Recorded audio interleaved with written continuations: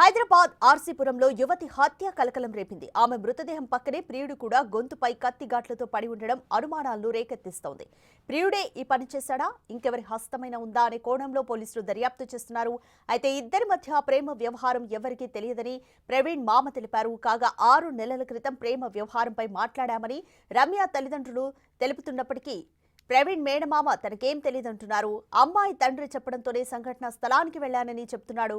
ఒకే గల్లీలో ఉండడంతో వారిద్దరి మధ్య పరిచయం ఏర్పడిందన్నారు ప్రవీణ్ మామ నరసింహ. వర్క్కి వెళ్ళి లంచ్కి తినడానికి రూమ్కి వచ్చాము. ఆ టైంలో అమ్మాయి వాళ్ళ ఫాదర్ వచ్చేసి అక్కడ దారిలో మేము మాట్లాడుకుంటూ ఉన్నాము. రూమ్ దగ్గర దారిలో నుండి వచ్చుకుంటా ఒకసారి నువ్వు మా రూమ్కి రా అంటే ఏంటంటే ఇంటికి రా, అర్జెంటుగా ఇంటికి రా అనుకుంటా వచ్చేసాడు. నేను వెనక ఆయన ముందు వెళ్ళిపోయాడు, నేను వెనక నుంచి వచ్చాను. వచ్చేసరికి ఇంటి దగ్గర చాలా మంది ఏమైందంటే ఏమైందో ఇంట్లోకి పోయి చూడండి అంటే కల్లా ఇంట్లోకి పోయి చూసేసరికి వాళ్ళు రక్తం మడుగులో పడి ఉన్నారు. ఇంట్లో చూసేసరికి ఈ ఊపిరి ఆడుతుందా లేదా అని వాళ్ళ అమ్మాయి వాళ్ళ రిలేషన్ వాళ్ళే చూస్తున్నారు. అందరిని, ఇద్దరిని, అమ్మాయిని అబ్బాయిని చూస్తూ ఇద్దరిది కొన ఊపిరి కొట్టుకుంటుంది. అంబులెన్స్కి ఫోన్ చేయరు అంటే అంబులెన్స్కి ఫోన్ చేస్తే వాళ్ళు వచ్చి చూసి అమ్మాయి శ్వాస ఏం లేదు, అబ్బాయిది శ్వాస కొట్టుకుంటుంది, లేట్ అయితే ప్రమాదం ఉంటుంది, మరి హాస్పిటల్ తీసుకుపోవాలి, ఎక్కడ తీసుకుపోదాం ఏంది అంటే గవర్నమెంటా ప్రైవేటా అంటే గవర్నమెంట్ తీసుకుపోదామంటే గవర్నమెంట్ తీసుకపోతే లేట్ అయిపోతుంటుంది, కేసు అయ్యేదాకా డాక్టర్లు చూడలేరు, ప్రైవేట్లో అయితే ఫస్ట్ చూసినాక కేసు చేస్తారు, ప్రైవేట్ తీసుకుపోదామని చెప్పి ఇక్కడ తీసుకొని రావడం జరిగింది. తీసుకొచ్చి ఇక్కడ హాస్పిటల్లో అడ్మిట్ చేశాం. ఏం జరగలేదు, అసలు ఎవరికి తెలియదు. అమ్మాయి వాళ్ళ ఫాదరు ఆయన గిట్ట అప్పుడే తినడానికి వస్తున్నట్టుండు. ఆ టైంలో మమ్మల్ని ఇంట్లో వాళ్ళకి ఫోన్ చేసినట్టు, ఫోన్ చేసిన తర్వాత నువ్వు ఒకసారి ఇంటికి రా, ఏమో జరిగిందట, ఇంటికి రా అనుకుంటా వచ్చేస్తే మేము వెనక వచ్చేసినాము. వచ్చేసరికి రక్తం మడుగులో పడి ఉన్నారు. ఎవరు మాకు ఏం చెప్పలేదు ఇంతవరకు. అమ్మాయి వాళ్ళ ఫాదర్ గిట్ట మాకు తెలిసిన వాళ్ళే, ఫ్రెండ్స్ లాగానే తిరుగుతాం అందరం సర్కిల్. ఆ సర్కిల్లో కొన్ని ఏళ్ళ నుంచి ఉంటున్నాము, కలిసి తిరుగుతాం. అయినా ఎవరు ఏనాడు ఒక విషయం ఇట్లా జరుగుతుంది అని గిట్ట ఎవరు చెప్పలేదు. చెప్పినా ఆ రోజు కూర్చొని మాట్లాడి మందలించి సెటిల్మెంట్ చేద్దామా, డిసైడ్ విడదీసి చేద్దామా ఏదో అంటే బుగులు ఎవరిది వారికి బుగులు చెప్పేటోళ్ళం. అది అసలు మా దాకా రాలేదు. వాళ్ళు ఏం మాట్లాడారు, ఏం చేసారు మనకు ఏం తెలియలేదు.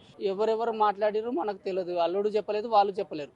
అమ్మాయి వాళ్ళ పేరెంట్స్ చెప్పలేదు, మా అల్లుడు మాకు చెప్పలేదు.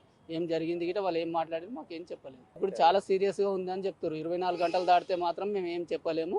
24 గంటల తర్వాతనే శ్వాస ఎట్లా కొట్టుకుంటుంది చూసి చెప్తాము. అంతవరకు ఇప్పుడైతే ఐసీలో ఉంచినాము. రేపు 24 గంటలు దాటిన తర్వాత చెప్తాము.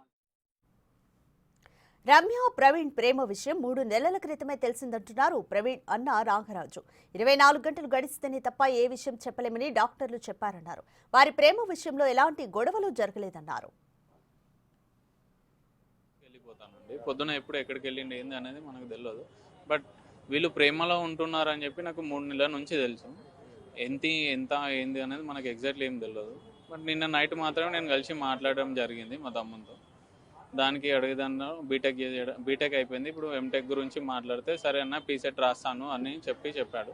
దాని తర్వాత చెవిష వర్క్లో మా మామయ్య ఫోన్ చేసి చెప్పేవాడికి నాకు తెలిసింది. నేను డైరెక్ట్ హాస్పిటల్కి వచ్చాను. అమ్మాయి గురించి ప్రేమ గురించి ఏం చెప్పలేడు. నార్మల్గా వెహికల్ క్లీన్ చేసి వెహికల్ పెట్టేసుకున్నాక ఇప్పుడు బీటెక్ అయిపోయింది కదరా ఏం చేస్తామని అంటే ఎంటెక్ చేస్తా అన్నాను. పీసెట్ రాయారంటే నెక్స్ట్ ఇయర్లో వస్తుంది అన్న, పీసెట్ చేసి ర్యాంక్ వచ్చినాక దాన్ని బట్టి పీసెట్ చేస్తానని చెప్పాడు.